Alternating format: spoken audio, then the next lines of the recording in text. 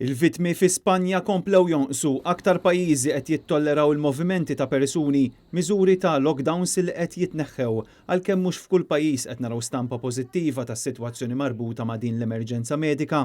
Xenarju partikolari huwa dak li qed naraw iseħħ fil-Ġermanja, fejn ir-rata ta' trasmissjoni tal-Covid minn persuna għall oħra qed iżżid xi ftit. Fir-Renju Unit komplew jiżdiedu l-vittmi li qed imutu bil-coronavirus fid-djar tal-anzjani.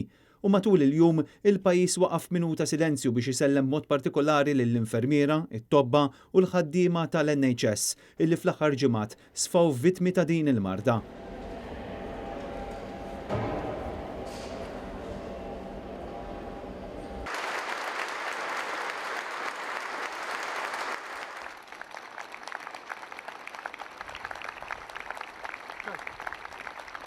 Il-Papa Franġisku waqt li wassal messaġġ fuq qudiesa kmieni filgħodu fil-Vatikan appella għal prudenza f'dan il-mument tant sensittiv meta qed naraw il-pandemija tikkalma.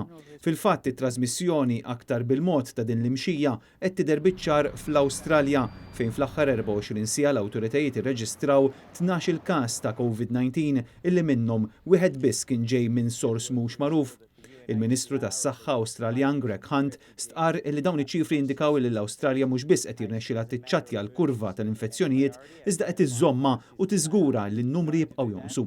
Filwaqt li ċerti stati fl-Awstralja bdew jerħu r-restrizzjonijiet imposti, bdiet ukoll tintuża l-app li permezz tagħha wieħed jista' jirċiev informazzjoni fuq il-mobile jekk ikun viċin nies li ttestjaw pożittivi. Aktar minn 2 miljun persuna diġà niżlu rreġistraw din l-app.